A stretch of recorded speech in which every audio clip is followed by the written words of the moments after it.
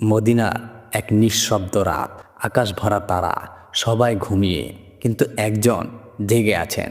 তিনি কোনো সাধারণ মানুষ নন, তিনি হলেন আমিনুল মোমিনিন হযরত ওমর রাদিয়াল্লাহু তাআলা আনহু। একজন শাসক যিনি প্রাসাদে নন, রাস্তায় ঘুরে বেড়াতেন, দেখতেন কার ঘরে চুলা জ্বলেননি, কার চোখে অশ্রু, কার পেটে ক্ষুধা।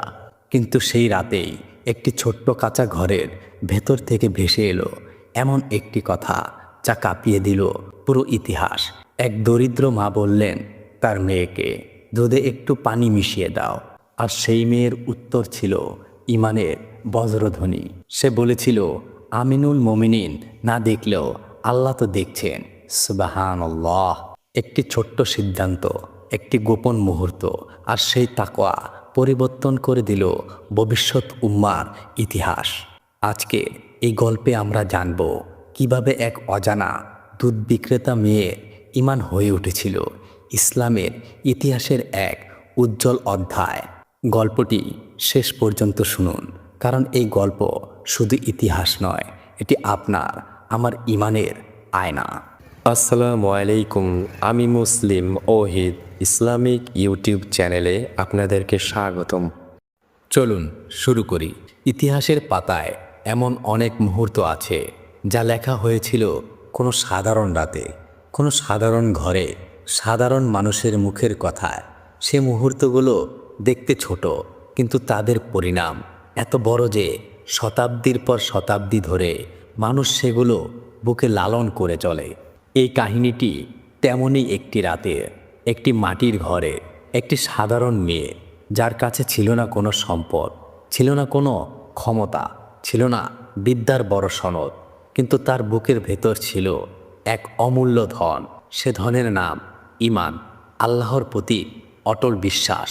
এই গল্প শুধু সেই মেয়েটির নয়, এই গল্প হযরত ওমর ইবনুল খাত্তাব রাদিয়াল্লাহু তাআলা আনহু-এর, যিনি ছিলেন ইসলামের দ্বিতীয় খলিফা, কিন্তু যার হৃদয়ে সর্বদা ছিল একজন সাধারণ মানুষের মনোভাব। এই গল্প একটি পরিবারের, যে পরিবারে শিরক থেকে জন্ম নেবে ইসলামের এক মহান ব্যক্তিত্ব। সময়টা ছিল হিজরির প্রথম শতাব্দীর মাঝামাঝি। স্থান ছিল আরবের পবিত্র নগরী, যেখানে রাসূলুল্লাহ সাল্লাল্লাহু আলাইহি ওয়াসাল্লাম জন্ম করেছে, সেই মদিনা, যে মাটিতে প্রিয় নবী হযরত মুহাম্মদ সাল্লাল্লাহু আলাইহি ওয়াসাল্লাম ঘুমিয়ে আছেন চিরনিদ্রায়। সেই মাটিতে রচিত হয়েছিল এই ইতিহাস। মদিনা তখন শুধু একটি শহর নয়, এটি ছিল একটি আদর্শের কেন্দ্র, যেখানে শাসক ও প্রজার মধ্যে কোনো ব্যবধান ছিল না, যেখানে খলিফা নিজেই বোঝা বহন করতেন গরিব মানুষের পিঠ থেকে, যেখানে ন্যায় বিচার ছিল শুধু কিতাবের কথা নয়, বরং প্রতিদিনের বাস্তবতা। আর সেই মদিনার একটি রাতে, যখন আকাশে তারা জ্বলছিল, ঘুমিয়ে পড়েছিল হাজারো মানুষ, একটি ঘরে ঘটে গেল এমন একটি ঘটনা যা শুনে কাঁদলে খলিফা।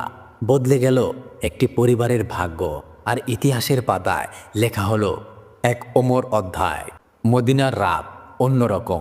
শহরের গলিপথে যখন বাতি নিভে যায়, যখন ঘরে ঘরে মানুষ ঘুমিয়ে পড়ে, তখনও একজন মানুষ জেগে থাকে। তিনি ঘুমাননি, কারণ তার ঘুমানোর অধিকার নেই যতক্ষণ তার একটি প্রজা ক্ষুধার্ত আছে, যতক্ষণ একটি মানুষ অবিচারের শিকার হচ্ছে।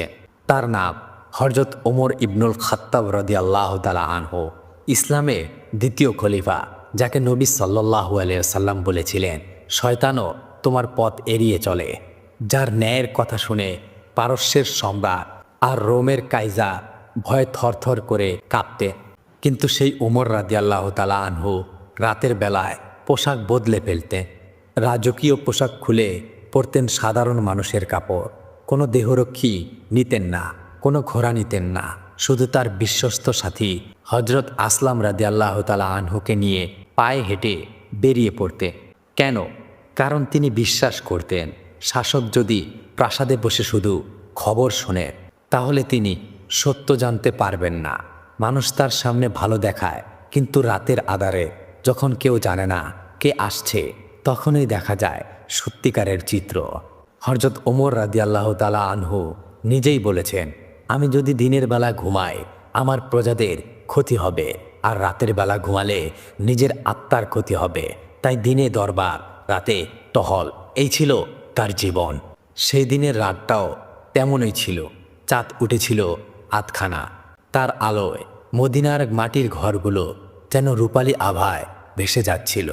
হযরত ওমর রাদিয়াল্লাহু তাআলা আনহু এবং হযরত আসলাম রাদিয়াল্লাহু তাআলা আনহু হাঁটছিলেন মদিনার উপকণ্ঠের দিকে।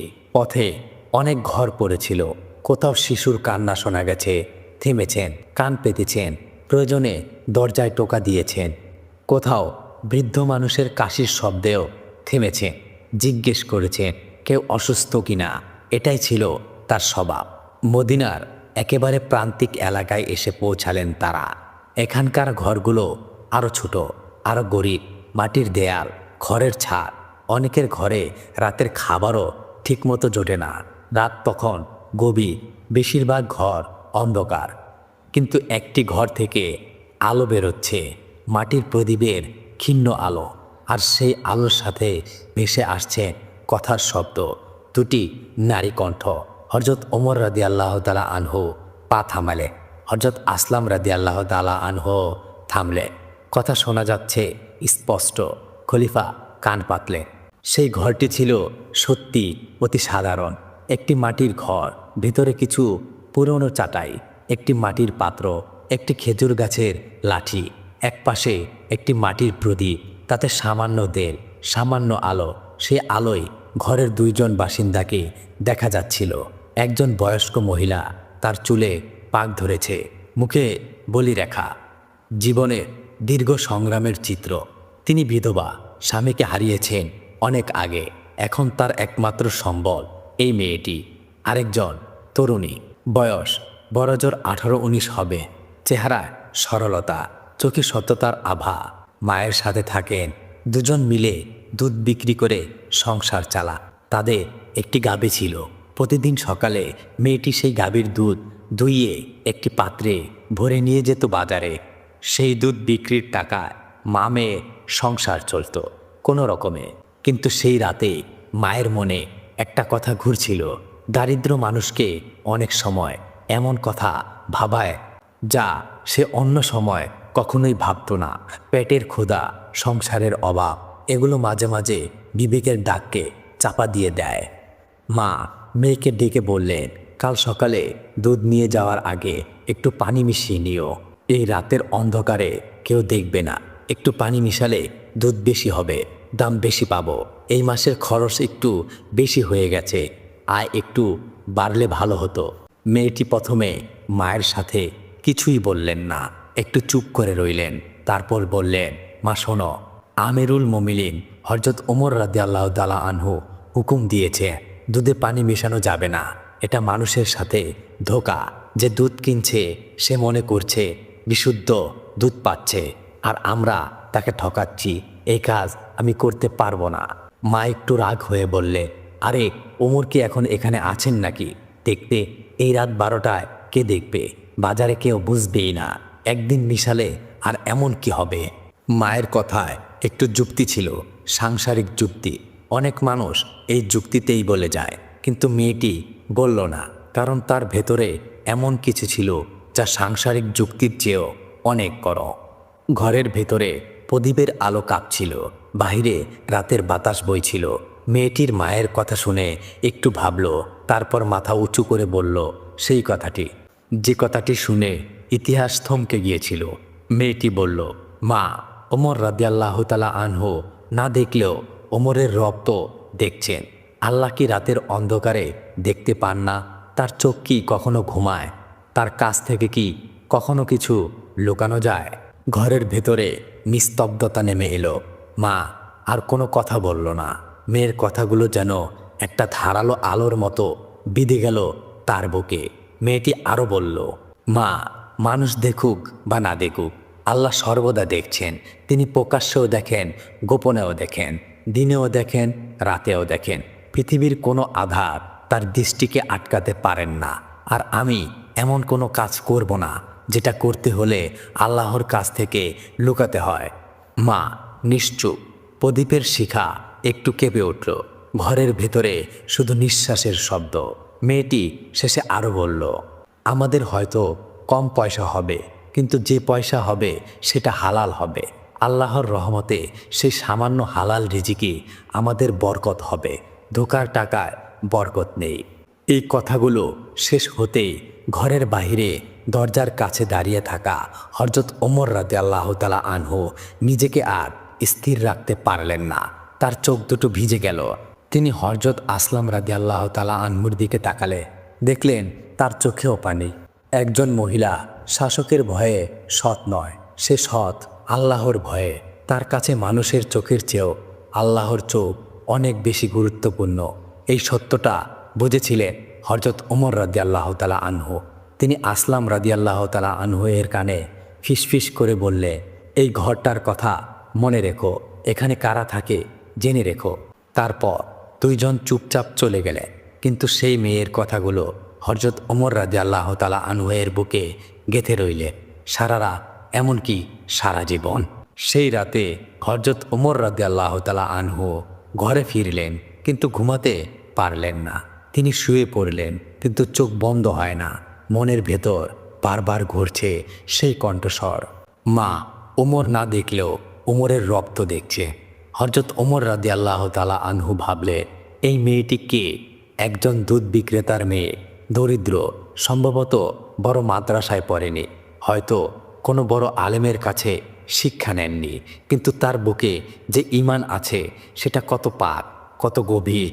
তিনি ভাবলেন, আমি যদি না শুনতাম তাহলেও সে এই কথাটাই বলতো। মায়ের চাপে সে নতি স্বীকার করেননি, লোভের সামনে সে মাথা নত করেননি। একাকী রাতে যখন কেউ দেখেন না, তখনও সে বলছেন, আল্লাহ দেখছেন। এটাই তো প্রকৃত ঈমান, এটাই তো তাকওয়া। হযরত ওমর রাদিয়াল্লাহু তাআলা আনহু বিছানায় উঠে বসলেন। তার মনে পড়ল কোরআনের আয়াত, আল্লাহ তাদের সাথে আছেন যারা তাকওয়া অবলম্বন করে এবং যারা সৎ কাজ করে। এই মেয়েটির মধ্যে তিনি দেখলেন সেই তাকওয়ার জীবন্ত নমুনা। কোনো দর্শক নেই, কোনো পুরস্কার নেই, কোনো ভয় নেই, শুধু আল্লাহর প্রতি বিশ্বাস। আর সেই বিশ্বাসই তাকে সৎ রেখেছে।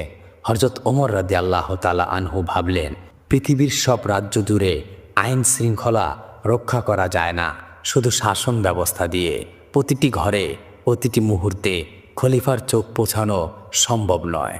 কিন্তু যে মানুষ বিশ্বাস করে আল্লাহ দেখছে, তাকে আর অন্য কোনো পাহারাদার লাগে না, সে নিজেই নিজের পাহারাদার। তিনি মনে মনে বললেন, ইয়া আল্লাহ, এই মেয়েটি তো আমার চেয়েও বড় শাসক।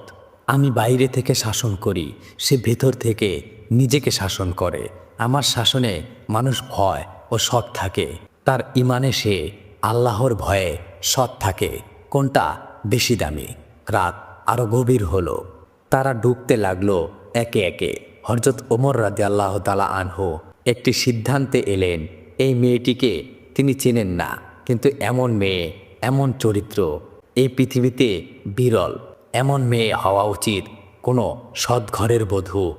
আর তার মনে পড়ল তার পুত্রদের কথা। তাদের জন্য কি এর চেয়ে ভালো পাত্রী আর কোথাও পাওয়া যাবে? ফজরের আজান হলো। মদিনার মিনার থেকে মুয়াজ্জিনের কণ্ঠে ভেসে এলো শহরময় আল্লাহু আকবার। হযরত ওমর রাদিয়াল্লাহু তাআলা আনহু উঠে পড়লেন, পুজো করলেন, ফজরের নামাজ পড়লেন। নামাজ শেষে তিনি বসলেন। তার মাথায় তখনও ঘুরছেন সেই মেয়ের কথা। সকাল হইতেই তিনি তার পুত্রদের ডাকলেন। হযরত ওমর রাদিয়াল্লাহু তাআলা আনহুয়ের কয়েকজন পুত্র ছিলেন। তাদের মধ্যে একজন হলেন হযরত আসিম ইবনে ওমর রাহমাউল্লাহ। হযরত ওমর রাদিয়াল্লাহু তাআলা আনহু তার পুত্রদের সামনে বসলেন এবং গতরাতের ঘটনা বললেন। সব শুনে পুত্ররা চুপ। হযরত ওমর রাদিয়াল্লাহু তাআলা আনহু বললেন, আমি গতরাতে একটি মেয়ের কথা শুনেছি। তাকে চোখে দেখিনি, কিন্তু তার কণ্ঠস্বর শুনেছি। মায়ের প্রলোভনের মুখেও সে বলেছে, আল্লাহ দেখছেন। রাতের অন্ধকারে একা, কেউ জানে না, তবুও সে সৎ দেখেছেন। এমন মেয়ে আমার কোনো ছেলের জীবন সঙ্গিনী হওয়ার যোগ্য। হযরত আসিম ইবনে ওমর রাহমাউল্লাহ বলেন, আব্বাজান, আমি রাজি। হযরত ওমর রাদিয়াল্লাহু তাআলা আনহু তখন হযরত আসলাম রাদিয়াল্লাহু তাআলা আনহুকে ডাকলে, বললে, সেই ঘরে যাও, মেয়েটির মায়ের সাথে কথা বলো। আমার ছেলে আসিমের জন্য প্রস্তাব নিয়ে যাও। হযরত আসলাম রাদিয়াল্লাহু তাআলা আনহু গেলেন সেই ঘরে, দরজায় টোকা দিলে মা দরজা খুললে। সামনে একজন পরিচিত মুখ, হযরত আসলাম রাদিয়াল্লাহু তাআলা আনহু, খলিফার বিশ্বস্ত সাথী। মদিনার সবাই তাকে চেনে। তিনি বলেন, আমি আমিরুল মোমিনিন হযরত ওমর রাদিয়াল্লাহু তাআলা আনহু এর পক্ষ থেকে এসেছি। তার পুত্র আসেম ইবনে ওমর রাহমাহুল্লাহের জন্য আপনার মেয়েকে বিয়ের প্রস্তাব করতে এসেছি। তখন ওই মহিলা স্তব্ধ হয়ে গেলেন, কথা বেরোচ্ছিল না মুখ থেকে। খলিফার পুত্র তার দরিদ্র মেয়েকে বিয়ে করবেন, তার চোখে পানি চলে এলো। তিনি বুঝতে পারলে গতরাতে তার মেয়ে যখন বলেছিল আল্লাহ দেখছেন, সেটা শুনেছিলেন শুধু আল্লাহই নন, শুনেছিলেন স্বয়ং খলিফাও। আর আল্লাহ যাকে ভালোবাসেন তার দেখাশোনা তিনি নিজেই করেন। মেয়েকে ডাকলে, মেয়েকে জানালেন, মেয়েটিও অবাক, তবে সম্মতি দিলেন।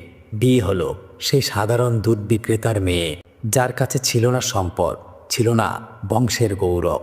সে হলো হযরত আসেম ইবনে ওমর রাহমাহুল্লাহের স্ত্রী, খলিফা ওমর রাদিয়াল্লাহু তাআলা আনহু এর পুত্রবধূ। মদিনার মানুষ অবাক হলো। কেউ কেউ বলল, কেন এই দরিদ্র মেয়ে? হযরত ওমর রাদিয়াল্লাহু তাআলা আনহু যদি চাইতেন তাহলে মদিনার যে কোনো ধনী পরিবারের মেয়ে তার পুত্রের জন্য পাওয়া যেত। কিন্তু হযরত ওমর রাদিয়াল্লাহু তাআলা আনহু বিশ্বাস করতেন সম্পদ দিয়ে নয়, চরিত্র দিয়ে মানুষের মূল্য নির্ধারণ হয়। আর সেই রাতে সেই মেয়েটির চরিত্র তিনি দেখেছিলেন নিজের চোখে, না হলেও নিজের কানে। এই গল্প এখানেই শেষ নয়, বরং এখান থেকেই শুরু হয় ইতিহাসের সবচেয়ে বিস্ময়কর অধ্যায়। হযরত আসেম ইবনে ওমর রাহমাহুল্লাহ এবং সেই সৎ মেয়ের সংসার শুরু হলো। তাদের সংসারে এলো সন্তান। আল্লাহর রহমতে তাদের পরিবার বেড়ে উঠল। হযরত আসেম ইবনে ওমর রাহমাহুল্লাহ এর একটি কন্যা জন্ম নিল। নাম রাখা হলো লায়লা বিনতে আসেম, যাকে অনেকে উম্মে আসেম নামে জানেন। এই মেয়েটির রক্তের শিরায় বইছিল তার নানির রক্ত, সেই রক্ত যেখানে মিশেছিল ঈমান, সততা আর তাকওয়া। সময় গড়ালো, এই কন্যার সাথে বিবাহ হলো আব্দুল আজিজ ইবনে মারওয়ানের। আব্দুল আজিজ ছিলেন উমাইয়া খলিফাদের পরিবারের মানুষ।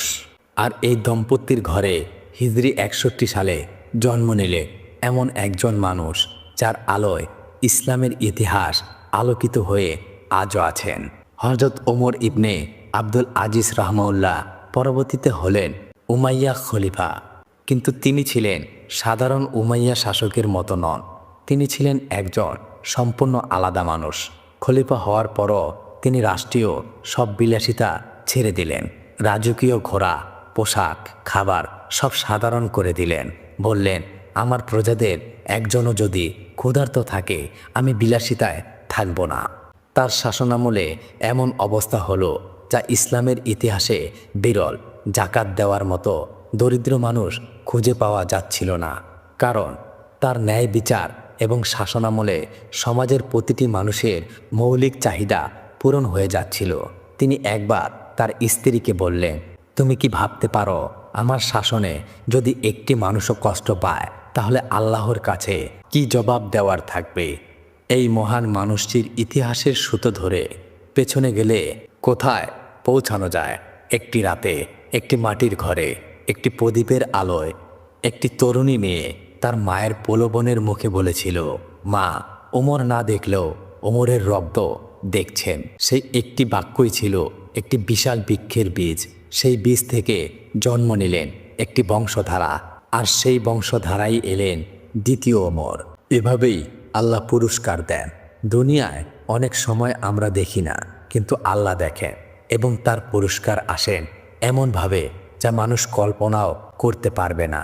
এই কাহিনীর কেন্দ্রে রয়েছে একটি শব্দ, তাকওয়া।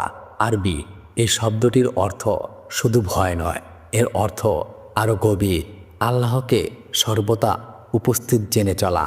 তাকওয়া মানে এই নয় যে তুমি শুধু মসজিদে নামাজ করবে আর বাহিরে চাকুশি করবে। তাকওয়া মানে হলো মসজিদে যেমন থাকবে, বাজারেও তেমন থাকবে, ঘরেও তেমন থাকবে, বাহিরেও তেমন থাকো। দিনে যেমন থাকো, রাতেও তেমন থেকো। যখন কেউ দেখছে তখনও যেমন থাকো, যখন কেউ দেখছে না তখনও তেমন থাকো। সেই মেয়েটির মা মনে করেছিল অন্ধকার রাতে কেউ দেখবে না, তাই এই সুযোগে একটু ফাঁকি দেয়া যাক। এটা আমাদের অনেকের চিন্তা। আমরা ভাবি বস নেই তাই একটু ফাঁকি দেই, স্বামী দেখছে না তাই একটু মিথ্যা বলি, বাবা মা জানছে না তাই একটু অনিয়ম করি। কিন্তু সেই মেয়েটি ভেবেছিল অন্যভাবে। সে ভেবেছিল মানুষ না দেখলেও কি আল্লাহ দেখছেন না। সে জানতো আল্লাহ কখনো ঘুমান না, তার দৃষ্টি কখনো বন্ধ হয় না। পৃথিবীর কোনো অন্ধকার তার দেখার পথ আটকায় না। পবিত্র কোরআনে আল্লাহ তাআলা বলেন, তিনি জানেন যা আছে আসমানে ও জমিনে, আর তিনি জানেন যা তোমরা গোপনে করো এবং যা তোমরা প্রকাশ্যে করো। সূরা তাগাবুন আরেকটি আয়াতে বলেছে, আল্লাহ তোমাদের দিকে দৃষ্টি রাখেন। সূরা নিসা। এই বিশ্বাস যার বুকে সত্যিকারে অর্থে গেঁথে যায়, তাকে আর বাহিরের পাহারাদার লাগে না। সে নিজেই নিজের পাহারাদার, কারণ সে জানে সর্বক্ষণ সর্বশ্রেষ্ঠ পাহারাদার তার দিকে চোখ রেখেছেন। এই তাকওয়াই ছিল সেই মেয়েটির সবচেয়ে বড় সম্পদ। সম্পদ নেই, জমি নেই, ক্ষমতা নেই, কিন্তু বুকে তাকওয়া আছে। আর সেই তাকওয়াই তার মূল্য এত উঁচু করে দিল যে খলিফার হৃদয় জয় করে নিল।